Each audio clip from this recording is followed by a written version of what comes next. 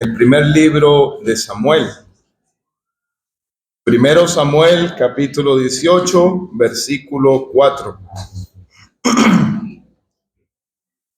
Dice, y Jonatán se quitó el manto que llevaba y se lo dio a David y otras ropas suyas, hasta su espada, su arco y su talabarte. Pasemos ahora al segundo libro de Samuel, capítulo 1. Segundo Samuel, capítulo 1, dice el versículo 26.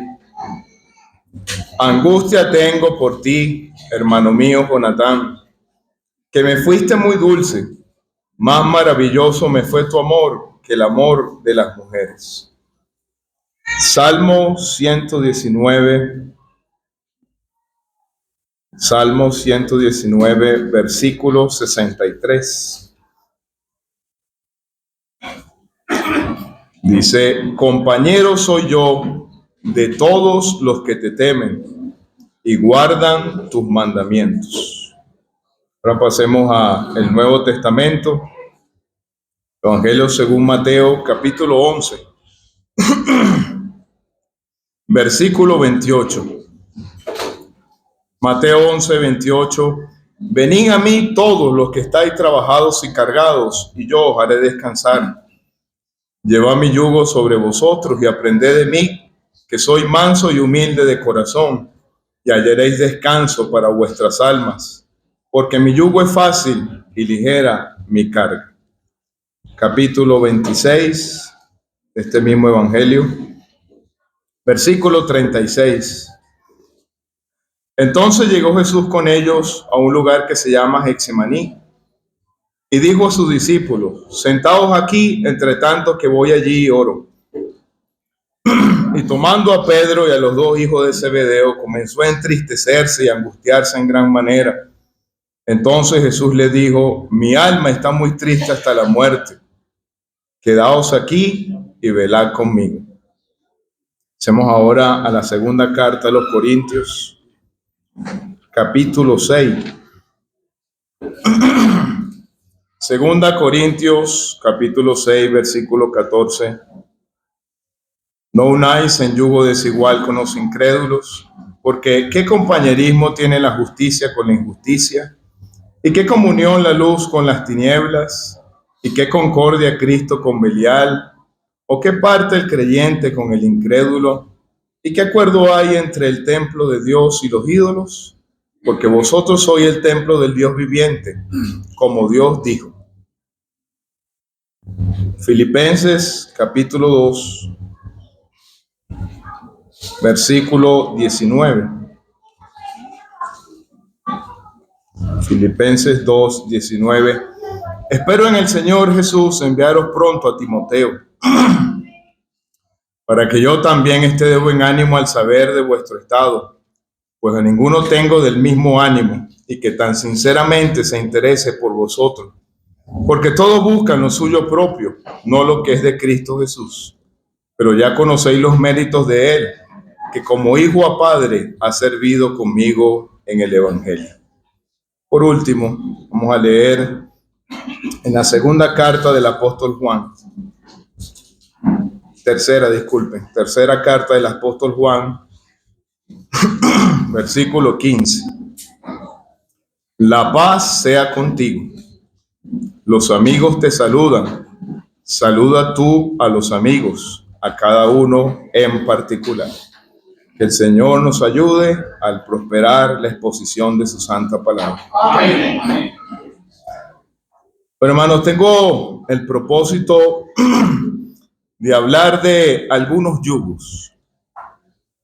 Y normalmente no soy de los que menciona lo que voy a decir, solo que un hermano que estuvo en la conferencia de Villa del Rosario me preguntó si aquí en estas conferencias iba a hablar sobre los suegros. Yo le dije no, porque para esta conferencia sí vinieron, así que no puedo hablar de ellos porque están aquí conmigo. Pero quiero hablar, hermano, de los yugos, porque este estudio que de meses me tiene atrapado el corazón Creo, hermanos, que es más importante, digo en mi ignorancia, más de lo que yo creía. Y no voy a hablar, hermano, de todo, solamente quiero hablar de dos, porque los he dividido en dos partes. Los yugos aprobados por Dios, gracias, y los yugos desaprobados por Dios.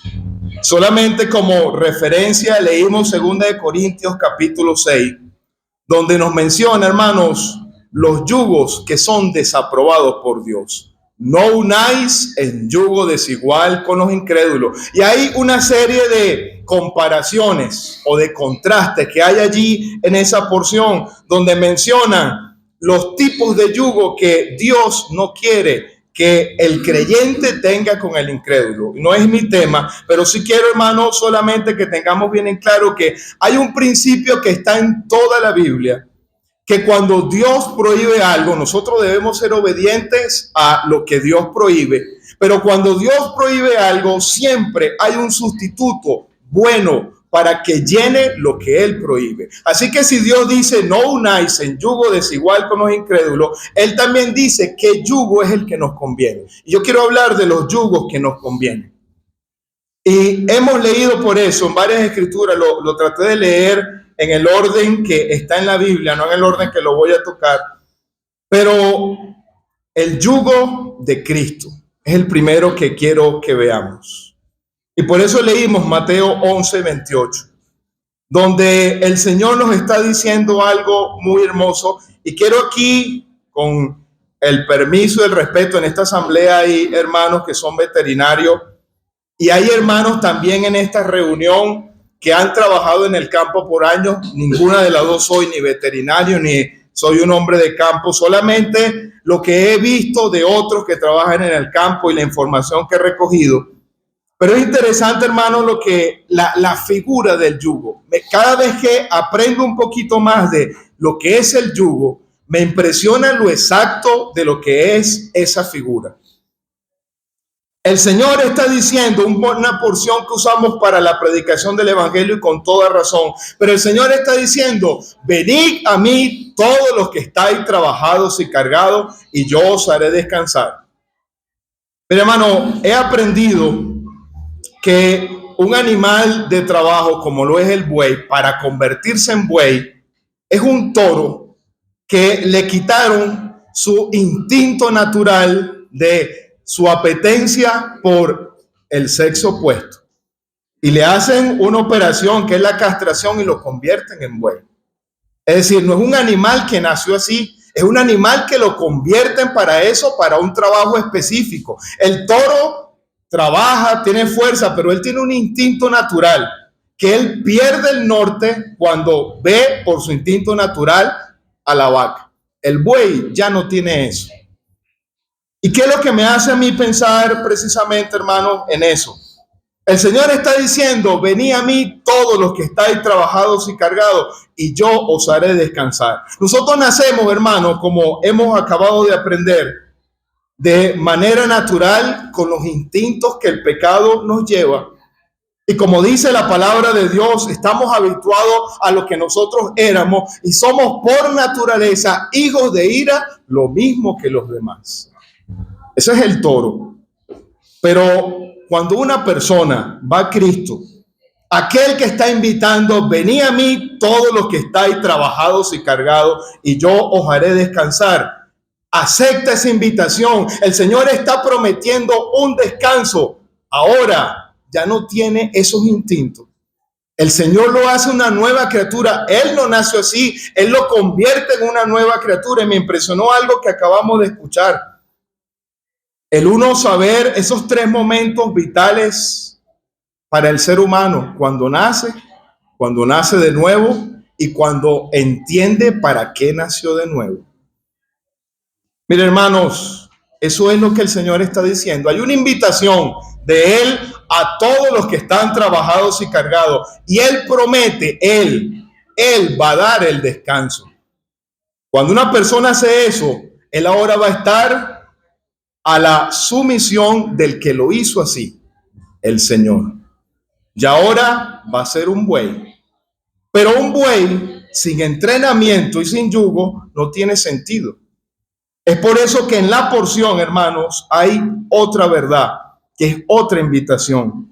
Luego que él habla del descanso que él va a dar, él ahora dice, llevad mi yugo sobre vosotros. Eso es otra invitación. Y lo menciono, hermano, como invitación, porque ni la invitación a ir a él para el descanso, ni la invitación de ponerse el yugo son obligadas. Eso es una opción, es una decisión de cada uno. Yo fui al Señor porque lo necesitaba, pero el Señor no me obligó. Pero ahora, siendo salvo, yo tomo la decisión de qué yugo me pongo.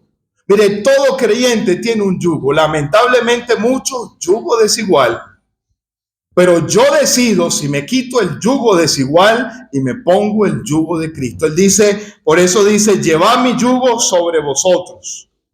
Es interesante, hermanos, cómo la cantidad de detalles que nos menciona esa porción. Él habla de ese yugo, como muchos sabrán, el yugo, que es esa herramienta de madera que hace que un animal de trabajo vaya al lado de otro de trabajo para que las fuerzas de dos hagan que el trabajo sea más eficiente. Cuando dos trabajan juntos, el trabajo se reduce a la mitad. Y precisamente eso es lo que hace esa herramienta. Une a dos animales, pero la Biblia prohibía el yugo desigual. No podía arar un buey con un asno. Son animales de trabajo, pero son animales de envergadura y de paso diferente. Uno iba a arrastrar el otro y iba a herir al otro. Por eso el Señor, hermanos, colocando aquella figura, ahora de una manera espiritual nos hace entender la importancia de lo que eso significa. Hermano, lo impresionante del yugo es que el Señor dice, llevad mi yugo sobre vosotros. ¿Dónde va el yugo? Sobre. Iba en la cerviz, en el lugar que nos cuesta a nosotros doblegar. Hay una decisión, hermano, de cada creyente, después que ya es salvo, por supuesto, decidir colocarse el yugo. Pero el que va a tener al lado es al Señor. Llevad mi yugo sobre vosotros. Interesante, hermanos, que el Señor dice allí, y aprended de mí. Mira, el buey tenía que ser entrenado. No era lógico pensar que al buey se le colocaba el yugo y él iba a caminar y él iba a saber lo que iba a hacer. Normalmente lo colocaban con un buey más viejo y él iba enseñándole el paso. Y él iba aprendiendo hasta que él sabía lo que se iba a hacer. El Señor está diciendo, aprended de mí. El paso que debemos llevar, hermanos, es el paso de Él. Y me impresiona ver cómo el Señor habla de los pasos que Él nos manda. Hermanos, son solamente dos: manso y humilde. Los pasos que el Señor quiere cuando alguien decide colocarse el yugo al lado de Él. Mire, yo estoy viendo en esta porción, hermanos, dos verdades que la palabra de Dios nos presenta. Cuando Él hace la invitación, venid a mí todos los que estáis trabajados y cargados, y yo os haré descansar. Es la paz que toda persona quisiera tener. Si aquí en esta noche todavía hay alguien que siente ese conflicto en su alma, que la vida no le tiene sentido, el Señor le está invitando a que vaya a Él. Esa es la paz con Dios. Romanos capítulo 5, donde nos menciona cuando alguien acepta a Cristo, él ahora tiene paz con Él. Eso no depende del ser humano, eso es algo que depende netamente de Dios. Cuando una persona ya resuelve su problema, no es algo que se acaba, eso es infinito. La paz con Dios nunca se va a acabar porque está basado en la obra y en la sangre de nuestro amado Señor. Pero lo que Él anima con el yugo, fíjense, hermanos, la diferencia. Llevad mi yugo sobre vosotros y aprended de mí, que soy manso y humilde de corazón. ¿Para qué? Y hallaréis descanso para vuestras almas. Esa es la paz de Dios. Lo que nos menciona el apóstol Pablo a los filipenses. Esa sí se pierde. Y esa no depende de Dios, depende de nosotros. Cuando yo soy obediente y cuando yo decido ponerme ese yugo al lado del Señor, yo voy a descansar. Porque ese paso, hermano, está basado en la mansedumbre y en la humildad. Y solamente, hermano, de una manera muy rápida, quisiera mencionar sobre lo que representa esa mansedumbre y esa humildad que el Señor nos está diciendo aquí. Y hemos aprendido, hermanos, que la mansedumbre significa, hermanos, poder bajo control. Cuando alguien, a veces pensamos que la mansedumbre es alguien que se deja hacer de todo porque él no tiene opción. No, no, nada más lejos de la realidad. La mansedumbre es cuando alguien puede hacer algo y no lo hace. Por eso que el Señor dice, aprende de mí, el ejemplo es Él. Él estaba allí, hermanos, en ese momento tan tenso cuando estaban aquellas personas y Pedro saca la espada. Él le dice a Pedro, ¿tú no crees que yo, orando a mi Padre, Él no puede enviar más de 12 legiones de ángeles? Con una oración lo que Él podía hacer, pero Él no lo hizo. Eso es mansedumbre. Puede hacer algo y no lo hace porque está pensando en algo superior. Miren, hermanos, y la humildad que tiene que ver cuando, como el capítulo, hermano, por excelencia en la Biblia de la humildad, que es el capítulo 2 de la carta a los Filipenses, donde hay esa escalera, el Señor como ejemplo perfecto, luego Pablo, luego Timoteo, luego Epafrodito, y aquellos hombres de Dios, cómo menciona la humildad de ellos, pero el énfasis de todo, hermano, es cuando alguien ve a los demás como superiores a sí mismo. Y el ejemplo es Él. Aprendíamos, hermano, en estos días, cómo Él, y uno se conmueve cuando uno escucha enseñanzas como esa. Se dejó quiso ser voluntariamente un bebé vulnerable. Eso es humildad. Siendo el creador de todo, el que con su mano tiene el control de todas las cosas, ahora siendo un bebé vulnerable, sujeto a padres con pecado. Hermano, eso es impresionante. Pero es que Él no estimó ser igual a Dios como cosa que aferrarse, sino que se despojó a sí mismo y tomando forma de siervo, se humilló. Eso es, hermano, humildad. Esos son los pasos que el Señor quiere que yo siga. Cuando yo decido ponerme el yugo con Él, obedecerle, esos son los pasos que debo aprender. El buey tenía que aprender del buey más veterano a cómo es el paso. Y precisamente, hermano, son eso. Y termino, hermano, este primer yugo mencionando cómo el Señor presenta esto. Porque cuando uno ve esto, uno dice, pero valdrá la pena. Esto es tan complicado. El Señor termina diciendo un ánimo que nos debe ayudar. Mi yugo es fácil y ligera mi carga. Es interesante, hermano, ver, aprendiendo de otros, lo que representa la palabra fácil. Y parece que tiene la idea, hermano, más de algo placentero, algo que a mí me da satisfacción llevarlo.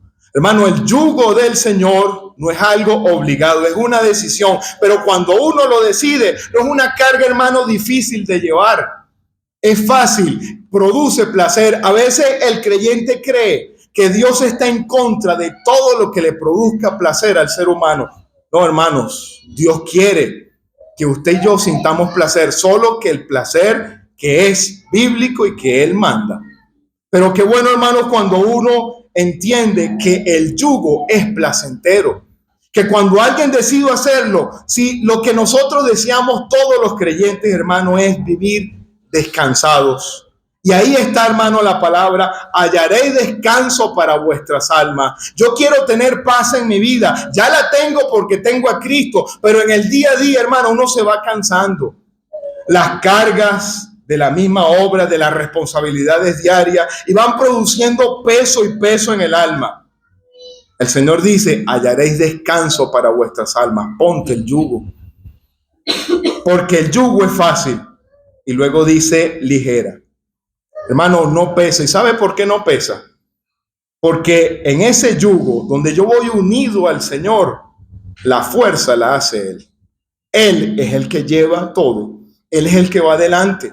Yo solamente debo seguir su paso, pero el esfuerzo lo está haciendo Él. Por eso dice, ligera es mi carga. El apóstol Juan, hermano, lo dice en su carta. Los mandamientos de Dios no son gravosos. Qué bueno cuando un creyente, hermanos, puede llegar a ese punto. Pero el otro yugo, hermanos, aprobado por Dios, y eso es gran parte, hermanos, de las porciones que hemos leído, tiene que ver con el yugo del compañerismo. Hermanos, cuando uno está trabajando en la obra del Señor, y estoy hablando en cualquier aspecto de la vida, cuando usted está en una asamblea, se relaciona con los hermanos en momentos como este, en una conferencia, donde hay gozo, pero en el trabajo de repente hay choque, hay alguna dificultad. Y de más de uno, hermanos, se nos viene a la mente Jeremías 17:4. Dice, maldito el hombre que confía en el hombre. Y empezamos a decir, yo mejor ando solo. Yo mejor no tengo que ver con nadie. Porque la Biblia me manda así, error, hermano. Eso es una mala interpretación. Lea todo el versículo. No está hablando de eso. Ahí está hablando de la desconfianza que tuvo Israel para con Dios y confió más en el brazo del hombre. Pero nos encanta sacar una porción fuera de su contexto para alimentar algo que hay en nuestro corazón.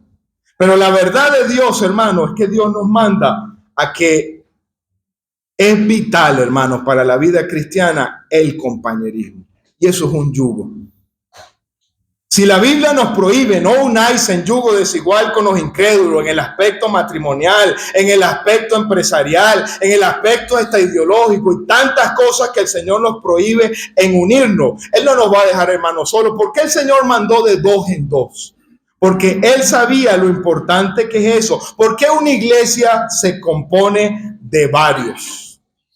Y yo no solamente soy salvo y el Señor me lleva al cielo o me deja en un lugar donde yo quede abandonado. No, hermano, el Señor quiere que seamos uno, en grupo. Y en ese aspecto, hermanos, hemos leído porciones como el Salmo 119 y quiero tratar de ir como creciendo en ese conocimiento de este yugo. Porque, ¿cómo hago yo, hermanos? Y debo aclarar algo. El Señor no está diciendo en 2 Corintios 6 que yo no tenga relación con los que no son salvos. 1 Corintios 5 lo dice con claridad. Entonces tendría que salir del mundo. Lo que Él prohíbe es ponerme un yugo, no relacionarme. Y lo que la palabra de Dios, hermano, menciona aquí con claridad es que entonces, ¿con quién me pongo el yugo? ¿Será que todo creyente puedo ponerme un yugo con él? Particularmente, hermanos, creo que no, porque creo que la Biblia nos da algunos aspectos importantes. Ese Salmo 119, versículo 63, él dice, compañero soy yo de todos los que te temen y guardan tus mandamientos. ¿Con quién me debo unir? Con los que le temen y guardan sus mandamientos. No tenía, hermano, esto en la mente, pero me acabo, hermano, de recordar lo que dice el Salmo 120, el siguiente salmo. Dice el versículo 6, mucho tiempo ha morado mi alma con los que aborrecen la paz. Yo soy pacífico, mas ellos, así que hablo, me hacen guerra. Creo que esta es la contraparte. ¿Qué pasa si yo me pongo un yugo con un creyente, pero que no teme al Señor y no guarda sus mandamientos? Eso, como acabamos de decir, un creyente que no ha decidido ponerse el yugo de Cristo, él no va a tener descanso en el alma. Eso lo va a convertir en una persona quizás hasta amargada. Bueno, eso es lo que dice el salmista en el Salmo 120. Mucho tiempo ha morado mi alma con los que aborrecen la paz. Yo soy pacífico. Aquí, hermanos, hay como una lucha de alguien que es pacífico y quiere hacer las cosas bien, pero hay alguien, hermano, que no te ayuda y las malas compañías corrompen las buenas costumbres. Qué bueno, hermanos, cuando uno sabe elegir con quién pongo el yugo. Con los que temen a Jehová y guardan sus mandamientos. Pero eso, hermano, sigue creciendo. Uno ve lo que hemos leído, hermano, en Filipenses capítulo 2, en ese capítulo que hemos citado, pero el apóstol Pablo, impresionante las palabras que dice sobre Timoteo. Y él dice sobre Timoteo que él lo esperaba enviar pronto para que él tuviese buen ánimo. Y me impresiona el sentido de propiedad del apóstol Pablo con Timoteo.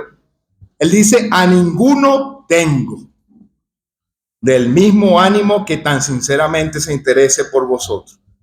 ¿Qué está diciendo el apóstol Pablo? Creo que el siguiente versículo lo explica. Porque todos buscan lo suyo propio, no lo que es de Cristo Jesús. Es decir, hermanos, no solo basta el temor al Señor, el guardar los mandamientos, sino tener el mismo ideal, el mismo propósito.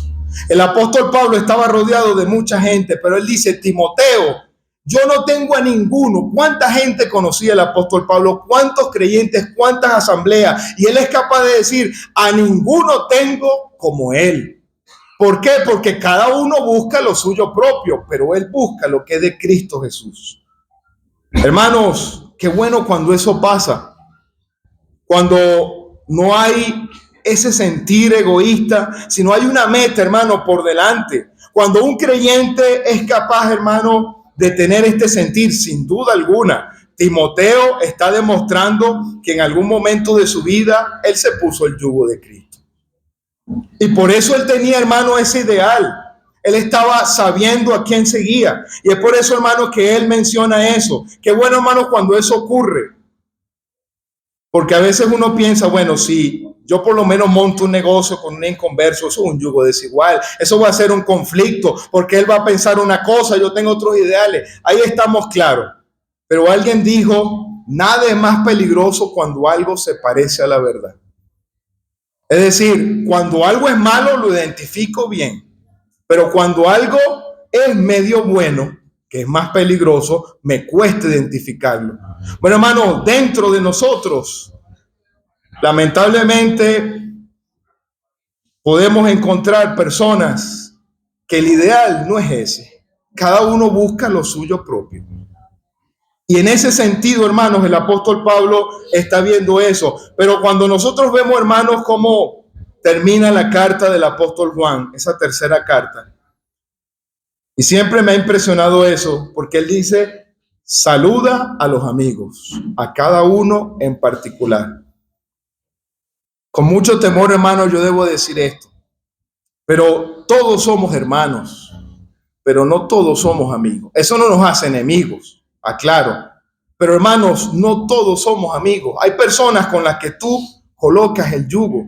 Hay una afinidad en cuanto a los ideales. En algún momento, hermano, en una asamblea siempre recuerdo que habían unos creyentes que juzgaban y criticaban a los ancianos de la asamblea y les decían, ustedes ponen a predicar a fulano de tal porque él es amigo suyo, por eso es que lo ponen.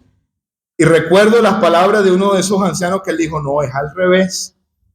Nosotros, por la relación que tenemos, por el vínculo que tenemos en el Señor, eso es lo que nos ha convertido en amigos. Es decir, ellos pensaban que había un privilegio especial para darle parte porque eran amigos. No, lo que los convirtió amigos era precisamente en que ellos tenían el mismo propósito. Hermanos, qué bueno cuando eso ocurre en el pueblo del Señor. Por eso el apóstol Juan, que viene hablando toda la tercera carta de los hermanos y los hermanos, al final menciona, saluda a los amigos y a cada uno en particular. Hermanos, no es discriminación. Y cuando nosotros leemos, hermanos, lo que el Señor le ocurrió en Getsemaní, lo leímos. El Señor iba con los 11. Aparentemente no pasaba nada. Pero hubo un punto donde él tomó a 3 y dejó a los otros 9.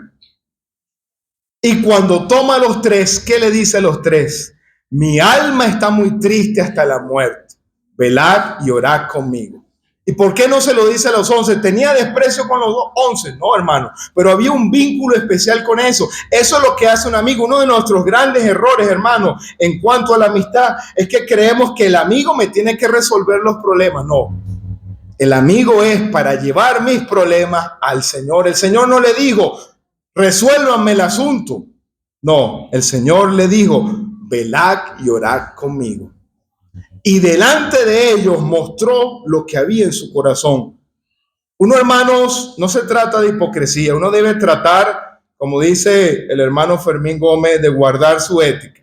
delante de todos no es sano demostrar todo lo que sentimos, pero hay personas en especial con las que uno puede demostrar lo que siente, porque sabe que esas personas van a llevar ese asunto delante de la presencia del Señor y van a ser de ayuda. Hermano, y eso no solamente es una opción buena, no, eso es bíblico, es un yugo que yo debo llevar. Y terminamos, hermano, pensando en Jonatán y David. Cuando uno piensa en eso, siempre va a pensar en esos grandes amigos. ¿Y sabe qué es lo que me impresiona? Y por eso leímos ese versículo especial en el primer libro de Samuel, capítulo 18. Porque a mí me impresiona que cuando Jonatán vio lo que pasó con Goliat, él se quitó su manto, su espada, su talabarte y se lo dio. ¿Quién era Jonatán, hermanos? El príncipe. Este hombre hasta ese momento era un desconocido, pero de ese momento él ligó su corazón a él. Una de las cosas, hermano, y yo reconozco, hermano, que me quebrantó el corazón, que aprendíamos ayer, qué gran peligro hace, hermano, en este yugo la competencia. Eso era algo que no existía entre David y Jonatán. Jonatán era el príncipe y él rindió el manto que representaba su realeza y se lo dio a David. No había, hermano, ese ego de que tú lo haces mejor, yo lo hago mejor que tú. No, hermano, eso estaba por completo a un lado. Cuando, no lo leímos, pero cuando hubo aquel momento impresionante, cuando David le dice a Jonatán que averigüe si su papá lo quería matar y llega a esa conversación, ¿qué es lo que le dice Saúl a Jonatán?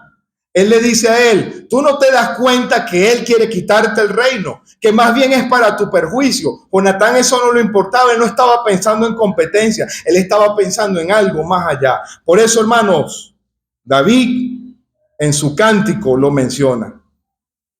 El amor de David por Jonatán, dice David en ese cántico, que era mayor que el amor por las mujeres. Lamentablemente es una condición, hermano, que algunos la han pervertido. Pero lejos de eso, hermano, es un momento, hermano, más bien muy solemne.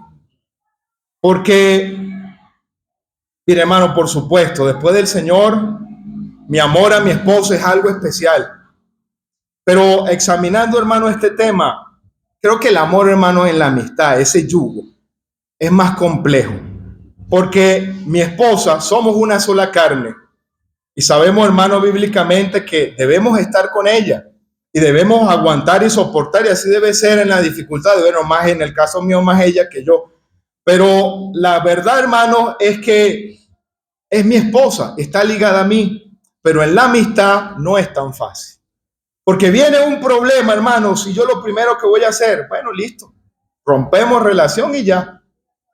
Pero si yo estoy consciente de lo que significa para mí ese yugo, yo debo, hermano, cuidarla. Hay un cortico mensaje, creo que en sus últimos días, del hermano Fausto Barroso, y él decía muy conmovido en ese pedacito de ministerio, él decía, hermanos, qué difícil es conseguir buenos compañeros en la obra, y si lo consigue, cuídelo. Hermanos, el Señor nos ayude, porque ese yugo es importante. Primero el yugo de Cristo. No puedo, hermano, saltármelo.